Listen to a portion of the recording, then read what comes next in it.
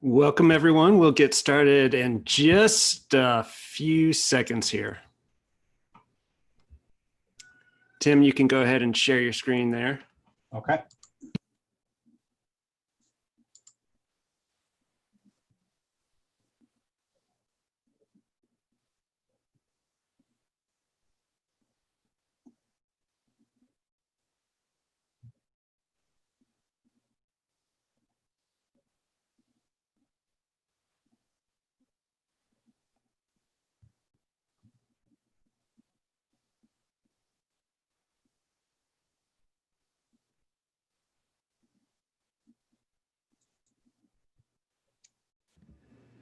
All right. Welcome, everyone. We still got people coming in.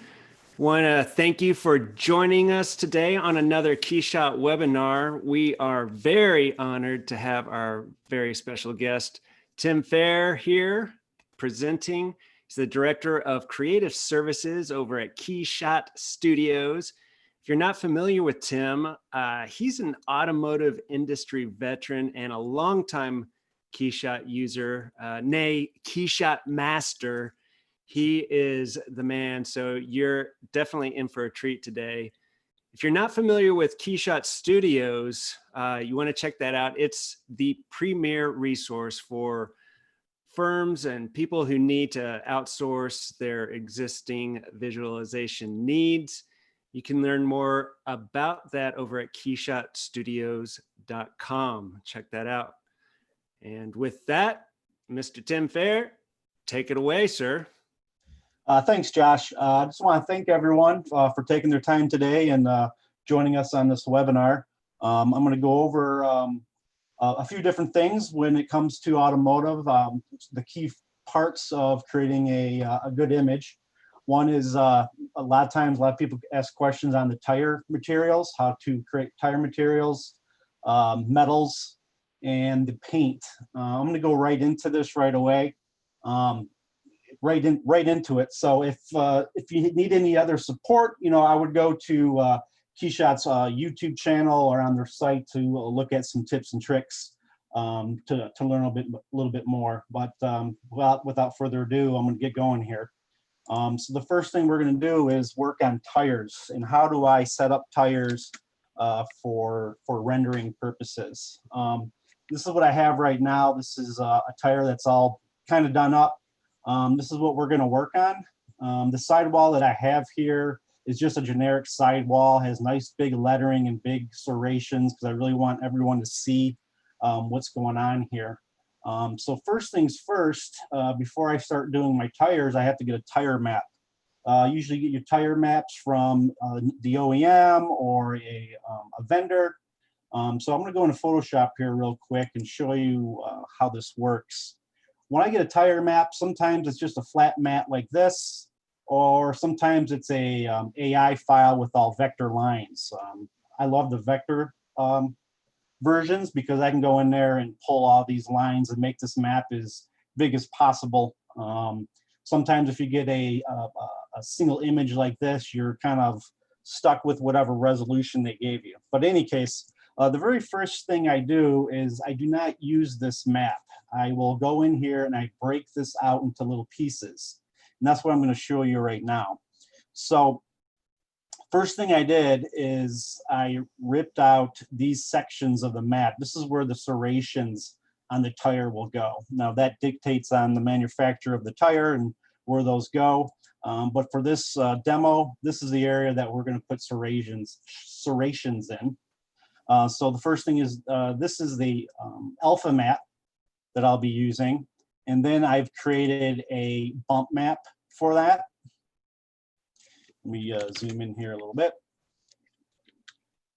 Once I have that done, I am going to pull the letters that go inside the serrations. So that's my next map here, which is the lettering.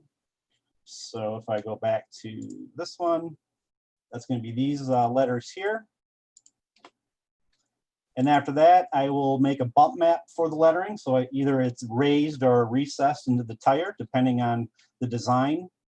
After that, I make a map for the main lettering of the tire, Goodyear, Bridgestone, whatever they may be. And then I also make a bump map of that. And all my maps are really just black and white. One trick I do with my bump maps is, so I will create my outline lettering for the bump. And then what I like to do is go into Gaussian blur and just add a slight blur to that. And what that does, it gives you a nice ramp on the sides of that lettering. So when you apply the bump, you get some nice, you get a better bump out of the map than if I would have just left it all white. So that's a little trick that I do that seems to work very well. Once I have all that created and saved, I usually save them as PNGs. If you save them as JPEGs, that also will work, but you'll get some artifacting just due to compression purposes. So I save all my maps in PNG when possible, or when I remember, of course. So now we're going to go into KeyShot here, and I'm going to switch over to a tire that has not been done yet. I have everything saved in different studios, so we'll just pretend this is the tire that we're doing, and we've just imported it into KeyShot. The very first thing I'll do with the tire is I'm going to look to see if it's separated.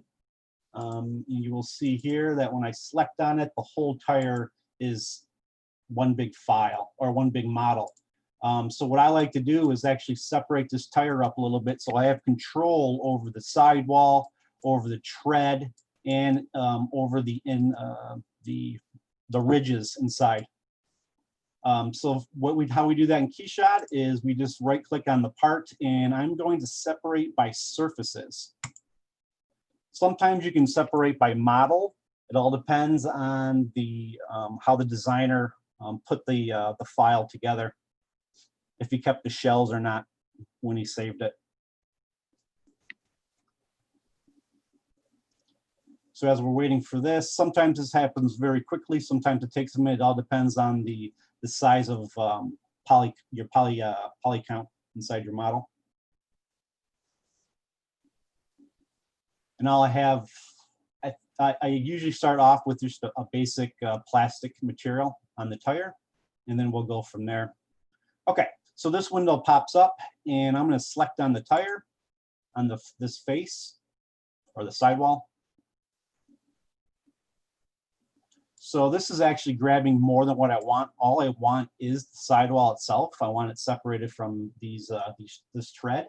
So I'm at 45-degree angle. I'm going to go down to 10. And you see that just moved everything. That's the sidewall. That's the piece I want. So I'm going to hit split. And now that has split from the model.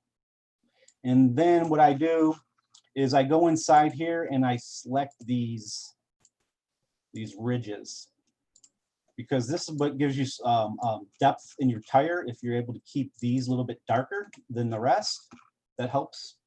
I'm going to split that. And now you'll see those are a separate piece of geometry now. And then I will also go inside here sometimes and pull these ridges or these valleys out too. I'm not going to do that today, but that is another step I will do most of the time. I'm going to hit apply. And now I have my tire separated. So let's get right into this sidewall. I am going to apply just a basic plastic. Let's see here. There we go. Hard plastic rough. I'm just going to drop that right on there. Okay. I'm going to double click on this plastic, and I am going to go into the material graph. This is going to be a layered material. So the first thing I would do here is I'm going to add a little bit of bump to the tire. There's always some type of bump to almost all materials, except, yeah, almost every material. So I'm just going to do a texture. I'm going to apply that to the bump here. If you hit C on your keyboard, you can see what the bump is on the part. And now I will scale it down a little bit, increase the magnitude, hit C, and I'm just looking for just a little bit of bump going on in there. It just helps with realism. Okay, once I have that done, what I'm going to do is make another plastic material, I will just copy this plastic. If you just right click on that plastic material and hit duplicate, it will duplicate that. And I'm going to apply it as a label on top. What I'm going to do right now is I'm just going to make this a different color because I want everyone to see what's happening here. So right now we have a layer on top of your original material, and I'm going to put an opacity map on this because what I'm going to be pulling out here is the serrations of the tire. So I'm going to double click in there, go to my opacity, and I will go into my sidewalls. Here we go. I've already made a bump out of it. So we got, here we go, serration alpha. I'm gonna hit apply. And right now it's not UV mapped. This tire is not UV mapped. It's always nice to have UV mapped tires, but if you don't, that's okay. We can still get to the destination we need. I'm gonna switch this to a planar map. And then I'm also gonna switch from model to part. Now when I hit move texture, I'm going to use the X. And as you can see here, now this is being projected squarely on that sidewall. And now it's just a matter of sizing it to the tire itself. I'm going to go to 71. And we're going to call that done. So that one is done for right now. And now we're going to duplicate this material once again. I'm going to do duplicate. And I'm going to connect it to a label there. So now we have label number 2. I'm going to make this a different color. I'll make this green. And then now we're going to change this map to the lettering. So we want the serration lettering. There we go. That's planar. Might have to flip.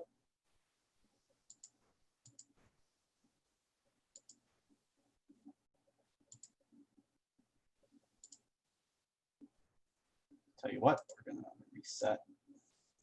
Go to X.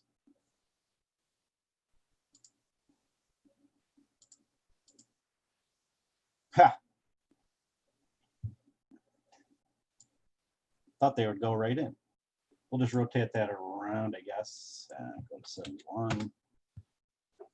I just have a, I'm probably having a brain fart here, and then I'll remember what I'm supposed to do here in just a minute. All right, go to 71. All right, so there's that. We are going to copy this again. Apply it as a label. And then this one is going to have the main lettering alpha.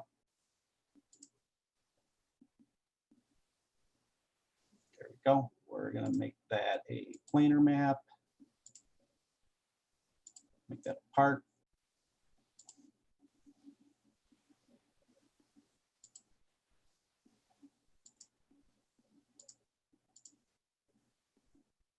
And we'll just scale that up. I know this isn't going in the right direction, but for explanation purposes. So what we have here right now is basically a layered material where I have full control over each section of the tire sidewall. So we're going to go back to the serrations, and now I'm going to add that bump.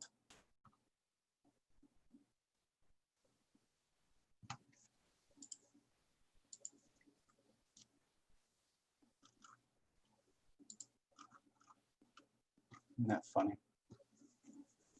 All right. You know, this isn't working the way I envisioned it. Hold on. I'm gonna go to this tire here. This is what it's supposed to look like when it's all done. I don't know why it's. I don't want to waste time here on this. So let me open up this material graph. So here's the basic material graph. This is your main. we have our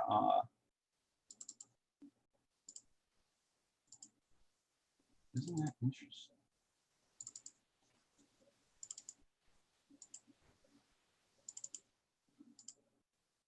There we go. Jeez, I had the wrong material graph up. Okay, sorry.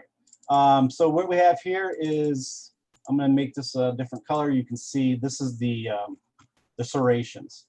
So what's important here is we're able to have all these materials on top of each other. If we just applied one material with just a bump map, you can't control these different aspects of the tire. So now if I take the serration area, and let's say I want to make it duller, I can change the specular color, and now I'm making the tire a little bit darker in that area. And usually serrations show a little bit more shine, so I can also make this have the roughness is less, so you can see more of a shine on there. Same with the tire main wording. If we, where am I at? It does get a little confusing when you start having all these maps going. Oh, that's my dirty map. I'll show you that in a second.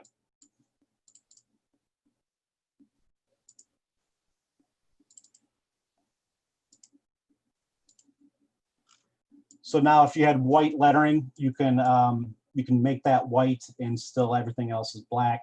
So you have a lot of flexibility when you set up your tires in this fashion. The last thing I usually do is add some dirt to the tire. And I have a map that's just called dirt wipes. And again, that's your very last label that you apply. So if I apply that right now as a label, I zoom in here, you can start seeing, as this reses up, you can see a little bit of dirt marks. Yes, if you're zoomed in very far, close like we are now, there's more work to be done. But for a shot from a distance, just adding a little bit of the dirt to the tire helps with the realism.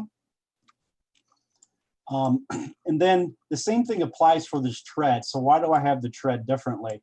You see a lot of on a lot of photos, the tread are usually a lot lighter than the sidewall.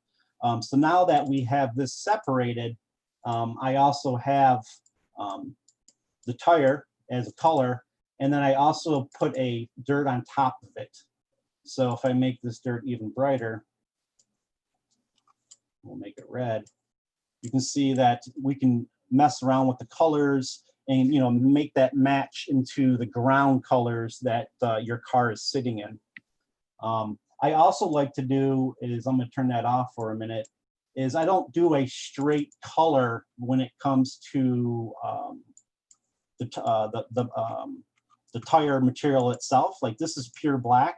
What I like to do is add a texture to that, and I usually use the camouflage, and I'm going to attach it to the diffuse.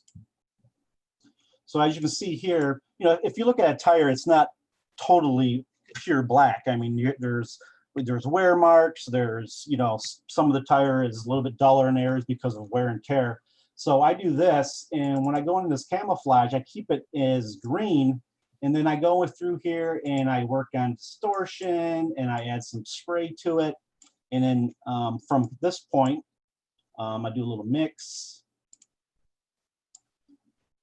I'll go in here and I will make everything, we'll say that number 1 is going to be 5% black. Color number 2, we'll say is 10% black.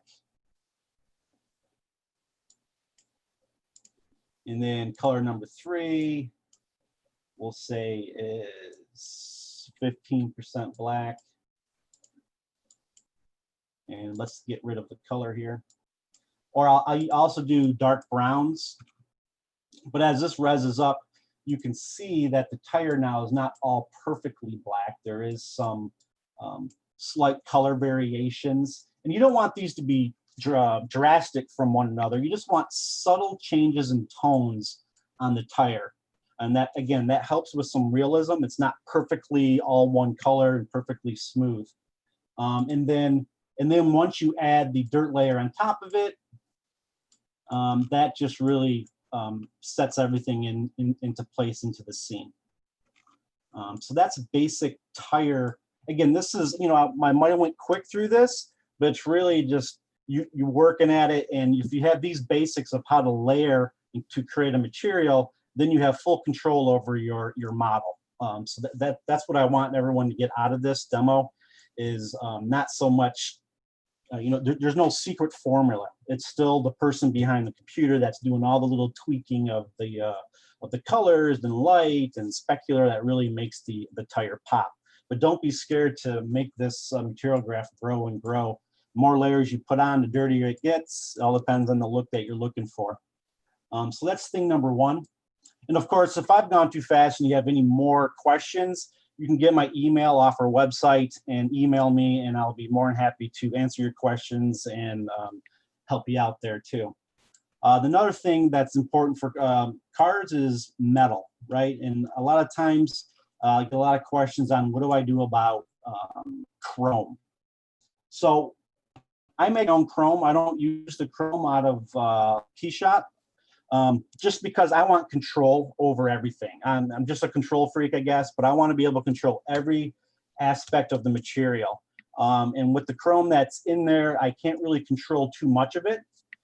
So I create my own. So right now, what we have here, to create a chrome from scratch, I use metallic paint. And then from that metallic paint, you will take the metal coverage and put that at 1. And then you're going to take the metal roughness and you're going to put that at 0.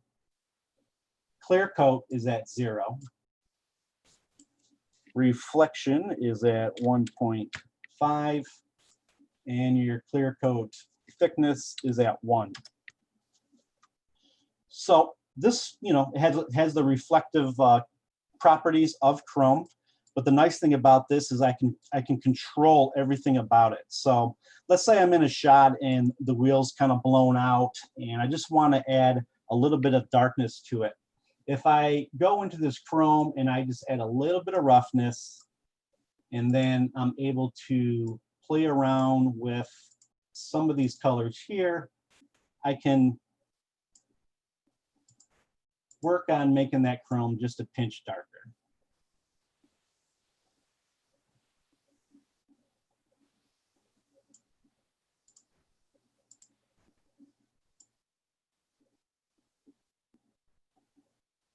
So something like that. So it's subtle, but now I do have tones in this white area of the reflection. So if I had to in post, I have pixels there that I can manipulate inside Photoshop to enhance this area even more. If I use the straight chrome from out of KeyShot, you lose that capability of adjusting these little fine details. And then from here, I can make any metal material from here. So if I go into the clear coat and I add just a little bit of warmth to it, we can start going into a gold wheel or just an off nickel type material. And then if, let's say this is one of those, it's like a painted type surface, I just got to go in here now and I can adjust my metal roughness. You can adjust your thickness. It should, that changes the look. And it's just a matter of playing with these sliders to get the look that you want. And all my metal is created this way. I have a whole library of, chrome, black chrome, yet nickel color type, reflection like that. We have the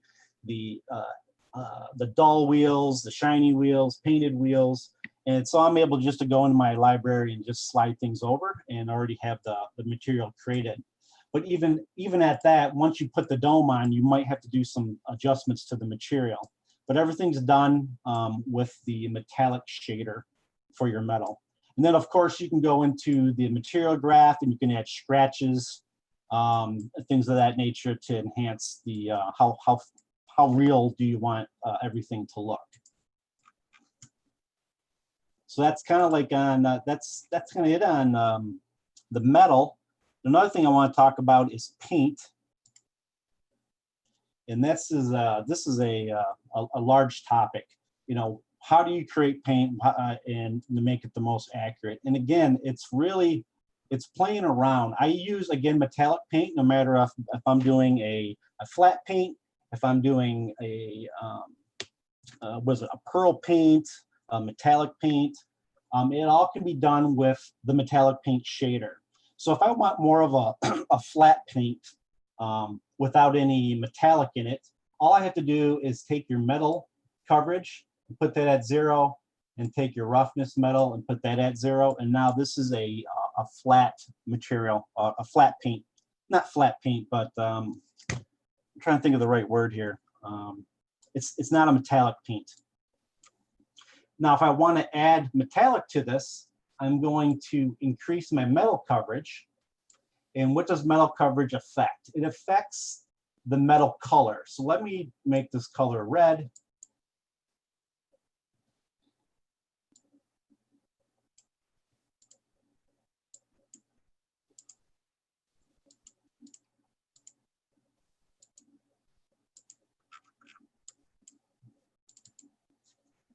All right, I am just having a hard time today for some reason.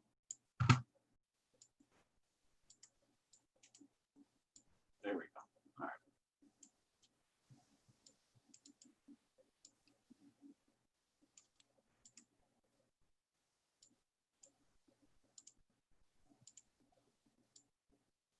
There we go. Jeez, pizzas. Okay, metal coverage. What that is the metal color channel, and then your metal roughness. So right now this is really shiny. I'm going to add a little bit of roughness to that, and you'll see that the light spreads across the paint a little bit more. So depending on how rough you have this will determine, you know, how much spread this color has on your paint. So you can definitely change your paint through here, but there's always more than one way to skin a cat. A lot of times what I like to do is I am going to make this red, and I will make this red. I'm going to go into the material graph here, and I'm going to add a color gradient. Let me show you what this does. I'm going to attach that to the base color. No, I'm going to attach it to, sorry, the clear coat color. Let me turn this back to gray.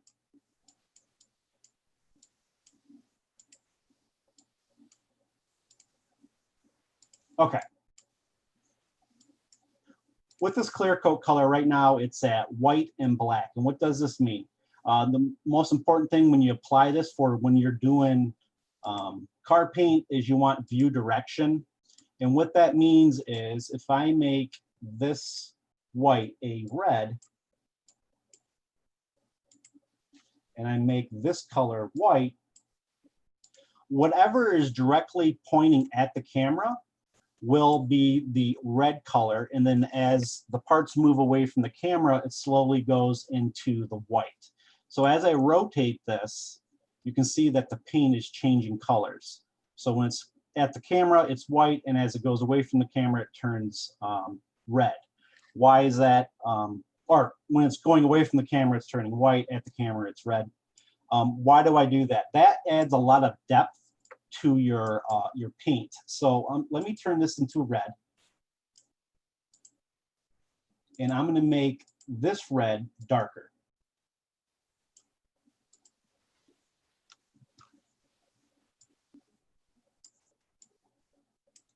So you can see now that we have a nice rich red, and it goes to dark and back to red because we're doing like a metallic paint.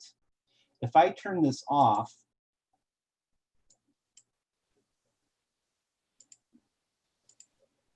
actually,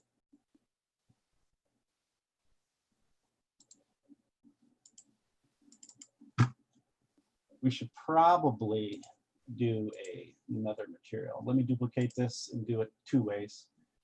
This one here, I am going to make this red darker, that red brighter.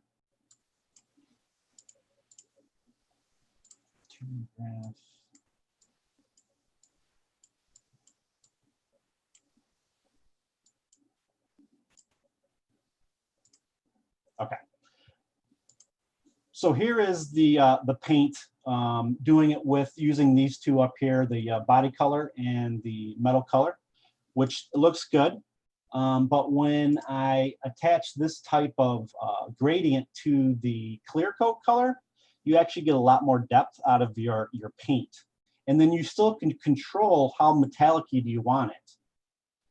So as I increase the metal roughness and leave the metal coverage alone, this is getting to be more of a plain red. And if I decrease the roughness, metal roughness, you start getting more of the metallic color. So definitely when you're playing and creating paint materials, you know, make your color through your clear coat and then try it through your base color and your metal color and see what the differences are. Another thing is don't be afraid of is, I'm going to get rid of this because it makes my tree really big.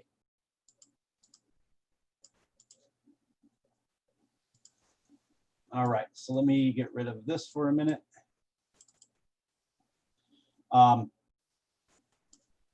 So let's make this, we'll go red again, and we'll make that yellow just for funsies. And now we're gonna make the clear coats,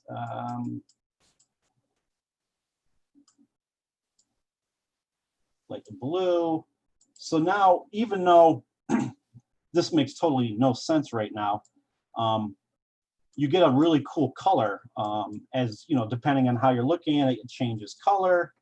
So that's a fun way of playing with paint. And then you can just kind of go through here and you can slide to make different colors too.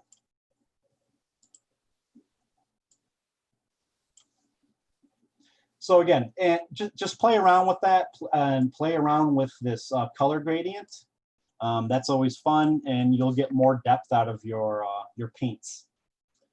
Let's talk about clear coat roughness.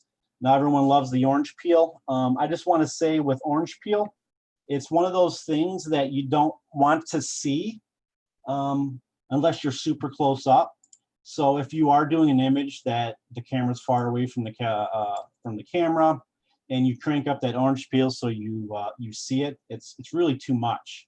The only time you would really see the orange peel is if you had a close-up shot of the paint, and that will also determine on how heavy you have this.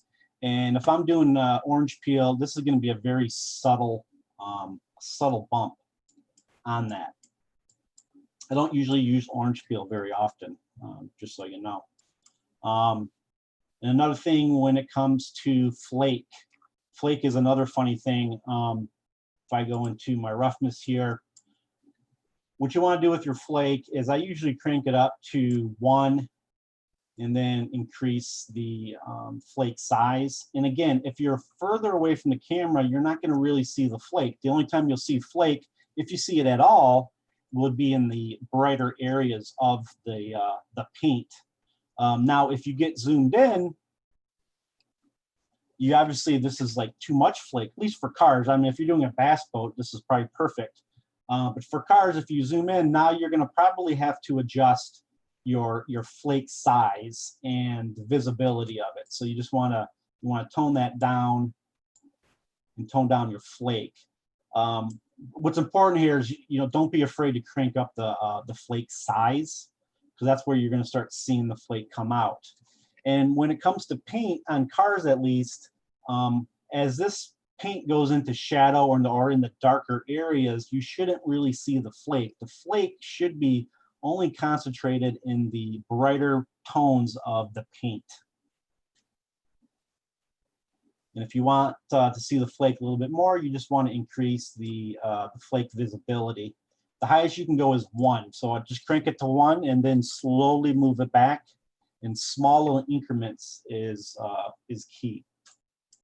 And what I usually do if I'm doing a close-up shot and I want to see some flake, to really understand what's happening here, I will do a region and I will just let that res up and see if I can still see the flake.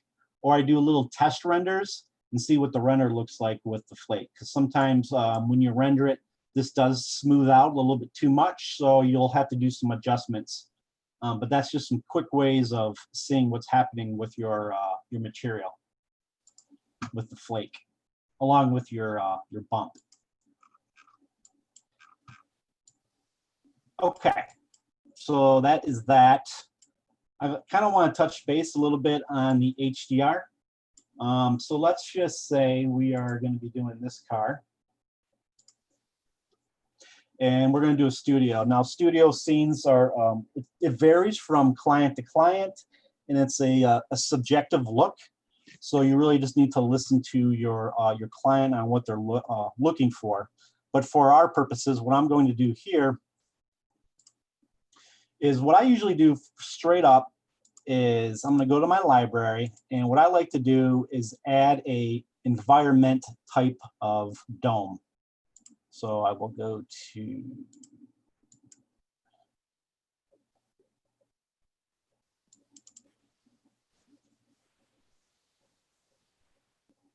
come on.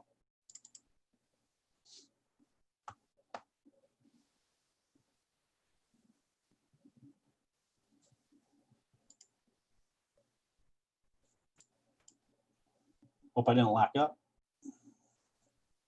There we go.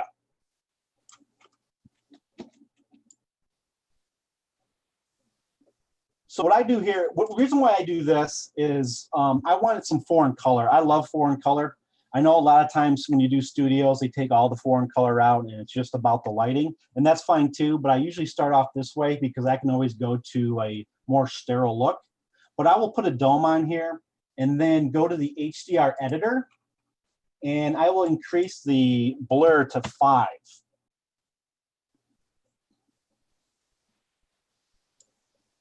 And this, so there we go. So what I'm doing here is I'm looking for a lighting that's going to give me shape to my my sheet metal, and that's all I'm doing here. So this is I want my light source on this side of the vehicle, so it's nice and bright here. It fades out. We have a little bit of bright light going over here, and now inside here, inside your editor, I can take some of the color out of it, so it's more of a subtle color. And once I'm happy with that, that's when I'll start adding lights to get all that rich reflections back. So one of my favorite ones to use is the gradation light. You click on it here. I will go to a rectangle, and I'm going to cut that in half. And what I do is put a nice little horizon line across the shoulder of this car. So right now you can see that this gradation is going from left to right. I want it to go from bottom to top. So I'm going to go down to angle. I'm going to type in -90. And if I turn off my half, you can see now that my gradation is going from bottom to top. And now I want where this cuts off at is I want this to be really hot. So I am going to take this and slide it up, and I'm going to cut it in half. And now you can see that there's more blue in this area. So I keep it in these colors because now what I'm going to do now is place the light. I want it into this side of the vehicle. If you click on this button here on the HDR editor and then click onto your part, it will place that light on the dome. So as I move my cursor around on the car, it's moving my light in the HDR editor. So I'm going to go back to here and say, yep, that's what I want. And now I'm going to go in and change the colors. So I'm going to go to here. I'm going to make this white. And then this red, I am just going to make it a darker color. Because on this editor or on this particular light, you can control the opacity of the light. And then you can control the colors of the light. So now what I'm going to do is I'm going to take this white and I'm going to make the brightness even brighter. So now I have a nice hot light going across here, and then it wraps around. Now you can go inside here and play with the size, how long you want it, how far up it goes. If I want to rotate this around, I usually use the azimuth of the light. So now you can rotate this around. and you're just going to move it to the area you want, which that's the area I wanted. Okay, so now that we have that, I want another light right here because I want to pull out this highlight of the vehicle. And now again, I'm just going to copy this light, just do a duplicate. I have this selected, and now I'm going to click in this area of the vehicle. And now it moved that light on the dome, so it's affecting this area. Now, sometimes this light might be too big and it's affecting other things. So that's when you would just go in and you could control the width of the light and how high it goes up. But I just want to get a little liquid edge right over here. Another thing to do with the HDR editor, I want to make this darker on this side. So I'm just going to add another light. And I'm going to turn this into an alpha. And then I'm going to take all the color out of that alpha. When you do that, it turns into a black light. We'll call it black light, or it just takes out all the lighting information in the dome. So now I'm going to move that light into this area.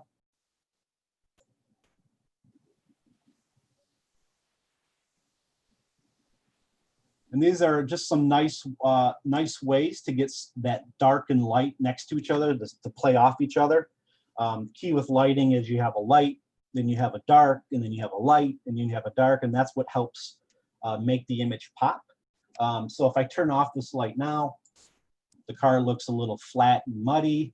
You add a little bit of darkness in there. Now you're starting to get some shape and depth out of the paint. And again, now that you have that down, you can add another light on top of that. Duplicate that, move that above the black light. And now I can move a light on top of it, so I can add a little bit of light to these dark areas if you needed to pull out shape in that area. And of course, another key thing when lighting a vehicle is you don't want all your lights to be the same intensity. So I'm going to go over here, and we are going to make the whole light darker. Because you want to be able to, you still want your eye, the goal when lighting a vehicle is you want the spectator's eye to move around the vehicle.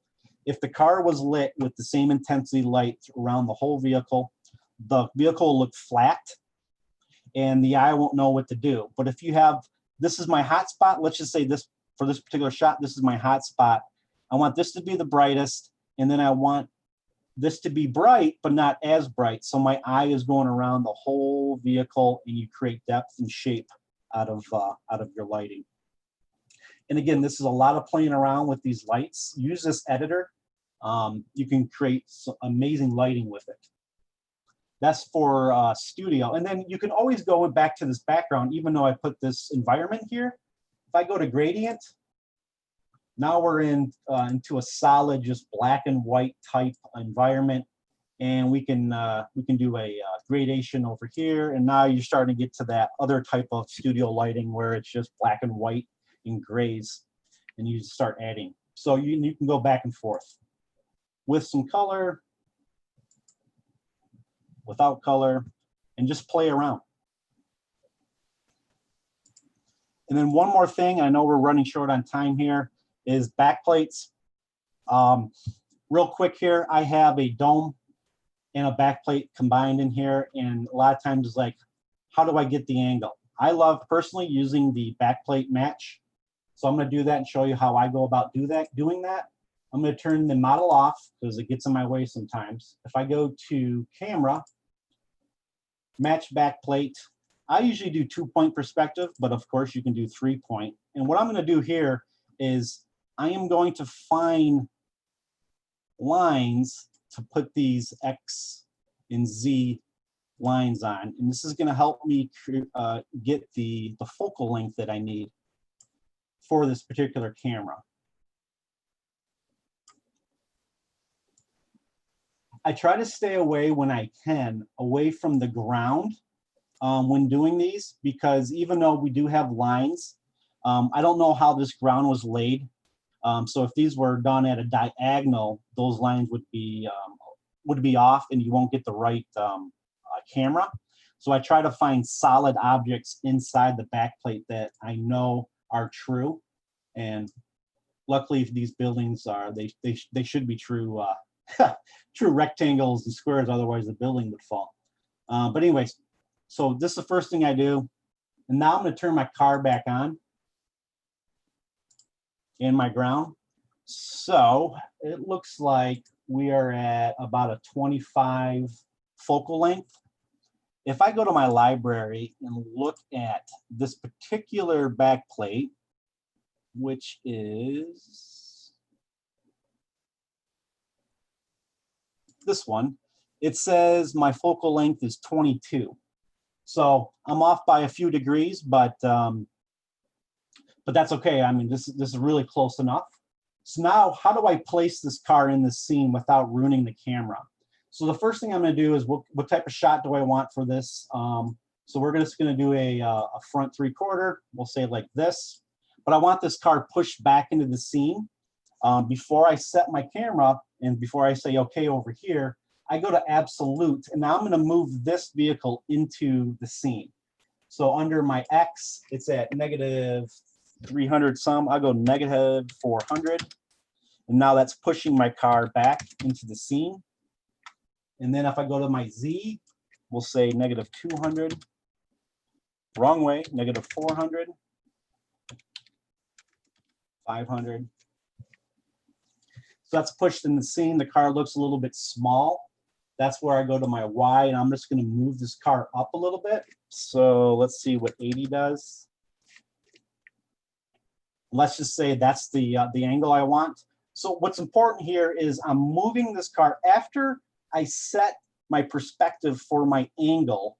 I don't go in here. Let me save this real quick. I'm gonna hit OK and hit save. What's important here, all right, cool. Let me go back into this. Once I set these lines down, I'm not going in here and moving the car this way, trying to get it front and back.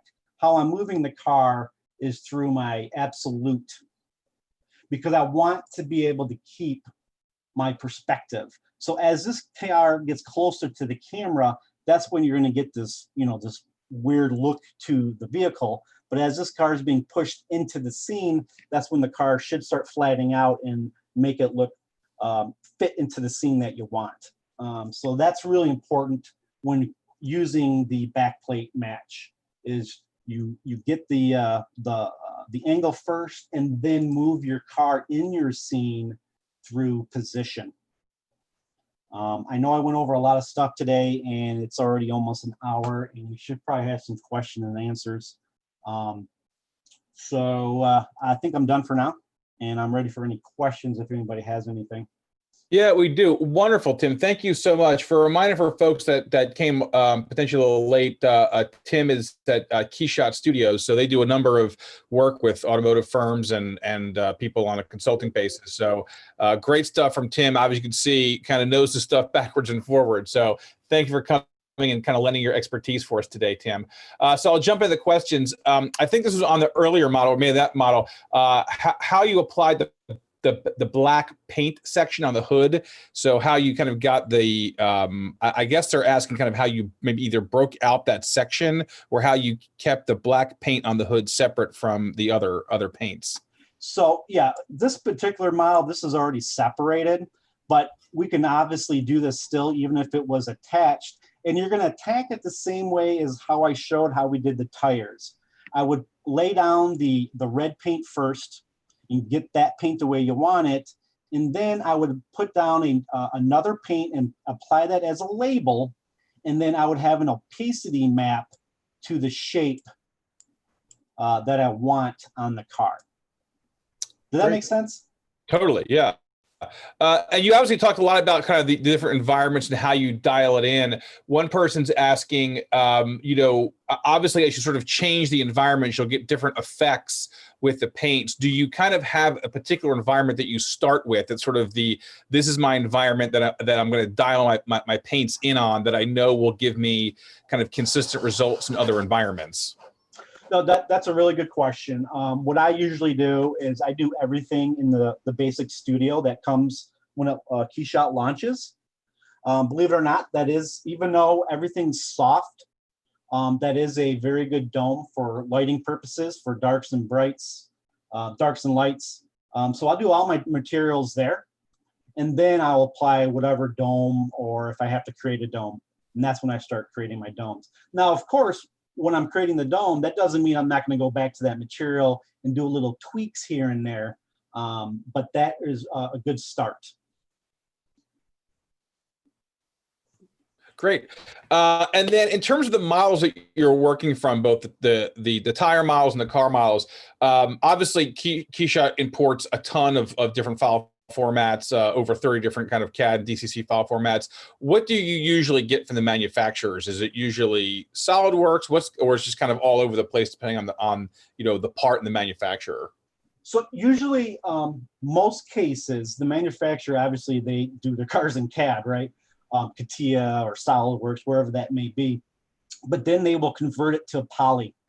And then usually they have they call data preppers, and they will prep the model inside Maya or 3ds Max or whatever their workflow is, and then saved out, and then those are the models we get. So it's usually a Maya file, but trust me, I've done cars that are step files too. But a lot of times, the reason why they actually go through that extra step is because the interiors of the cars, that's all soft modeling. That can't be done through CAD. I mean, they have CAD models of it, but it's very hard, stiff, because they just want the shape. So they usually have a modeler go in and model all the soft parts. So it would be your seats, your steering wheel, your armrest, center console, where the leather's at.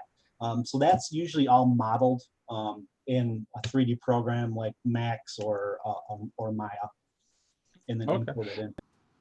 And then do you usually pull out all the interiors to kind of make the file more lightweight when working with it? Back in KeyShot 1 I did, but I don't remove anything anymore. Okay. Just to give you a little idea,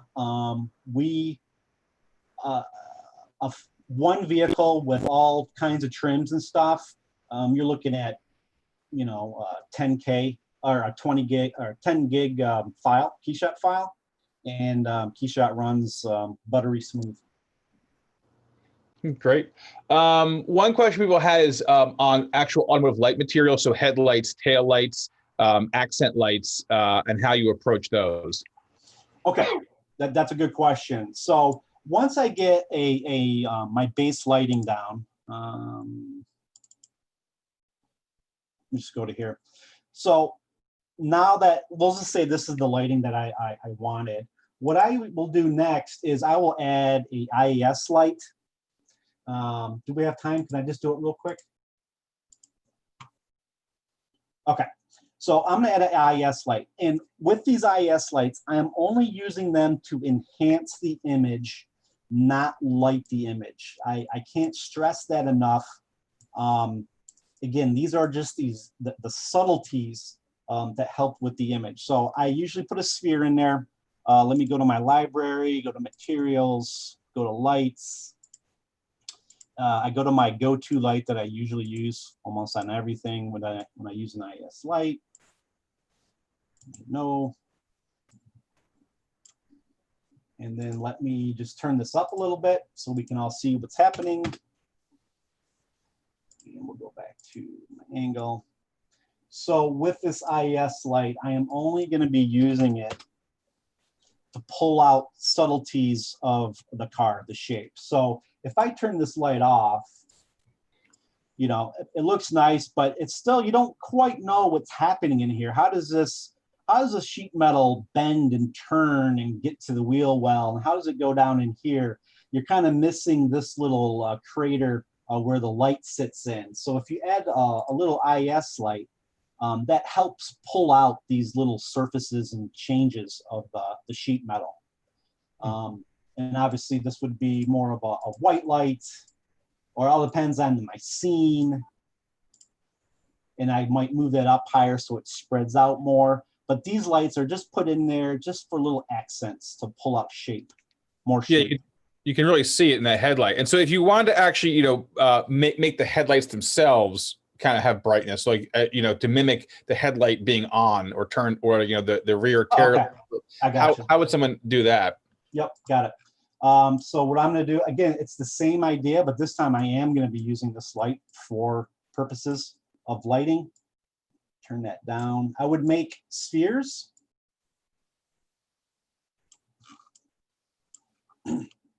And then I would move that down, and that's what's going to be reflecting onto the ground.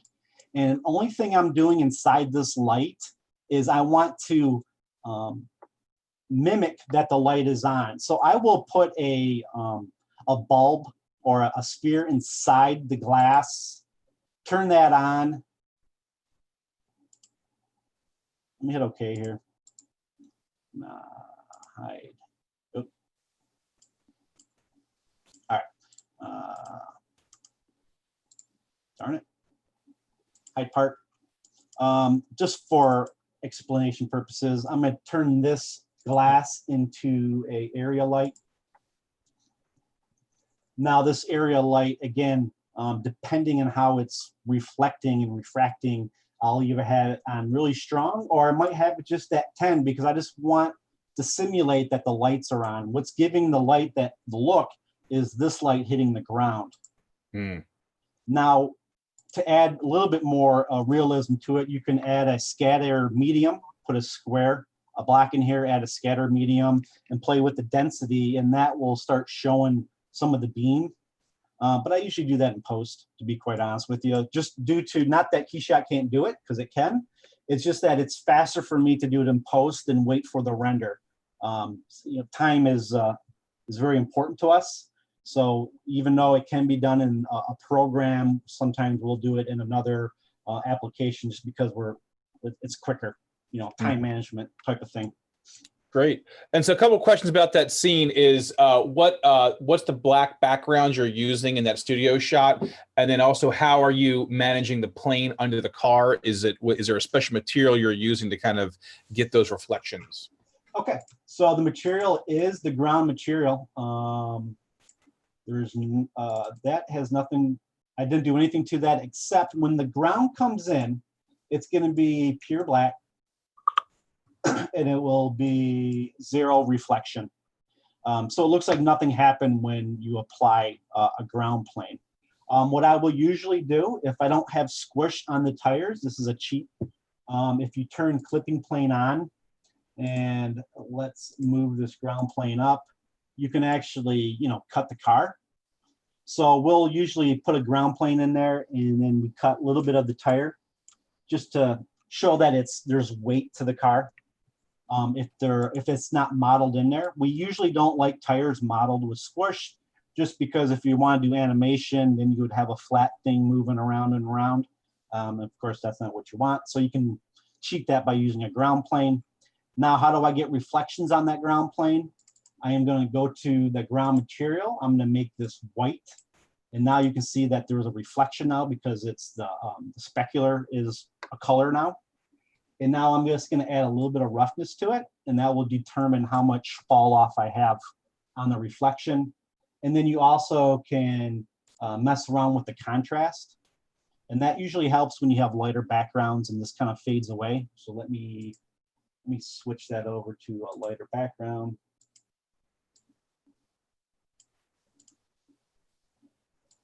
Okay. So if I go back to the default, you don't really see a reflection because you're on, you know, a white background. But if you add just a little contrast to it, let that res up, you can start seeing the car come into light. So that's when I would use the contrast, depending on your color background. Also, don't be afraid to use the coves, because you can bounce light off the coves, and that gives you nice effects of light going around the car, and also bounce light into the car, and be a collusion type of stuff. It's great. One person was asking, just if you very quickly sort of show how you get that black light again, sort of how you got that kind of darker contrast light set up over on the left-hand side. Oh, okay. Yeah. Okay. So all that is, go back to the map. Under your HDR editor, I created a light. Where is it? I gotta find it first. One, there we go. Okay. Let me just turn that off. I'm gonna start from scratch. So I'm going to add a light, and right now that light is set to add. So it's throwing light into the scene. What I'm gonna do is turn that into an alpha. Right now, the alpha it made no difference because the alpha is at pure white, so it's showing 100% light. If I make the brightness of that light to 0, it turns it into black, or it takes out all light. Now I'm going to click on this area to move the light, because I can move it by clicking. And then you just move that into a position that you like, and that's subtracting light away from the dome to give you these hard and light type scenarios. It also can be done with the other the gradation light. So again, we can use this light. This is kind of neat because since this light has a opacity to it, meaning that the top of the light is pure, there's no light at all, and at the bottom it's pure. If I turn this into a alpha and get rid of all light, now you can see that this particular alpha, it's black here, and it does have a nice gradation because there's no pixels in here, so you do have light showing through. So you can get some nice effects that way too, especially if you cut the light in half, and then you can mess around with the rotate.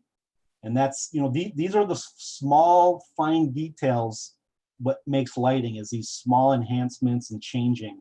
And there's no easy explanation of how to do it, except you just need to do it. And after you do it over and over again, you get it into a rhythm and you have your own process. It's easier for me to tell you what these lights do, but it's hard to tell me where to put them. There's no easy answer to that. Well, and I love what you talked about with the idea of moving the eye, right, and kind of understanding what you're trying to achieve with the image as you're doing it. Yes. And kind of where you want your highlights to be, and kind of artistically where you want the user to kind of move their eye around.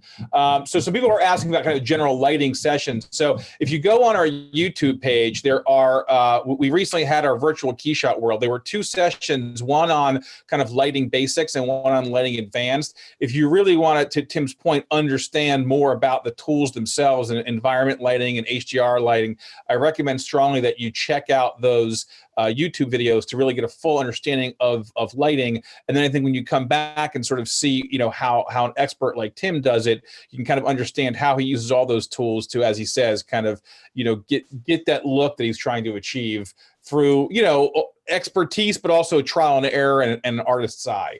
Yep. One question folks were asking is, so you have this set up, now you want to do it saying XR render. How does something like that change your lighting in terms of, simplifying things for something like an XR? Okay, so again, that's a really good question. There's 2 ways of handling that. One way is very difficult. The other way is a little bit easier. If I'm going to do an XR and I want this thing to be spinning around, I will actually do the spin. You can do the XR where the dome stays stationary, but the part moves. So I will light it for that angle. So this is the angle, right?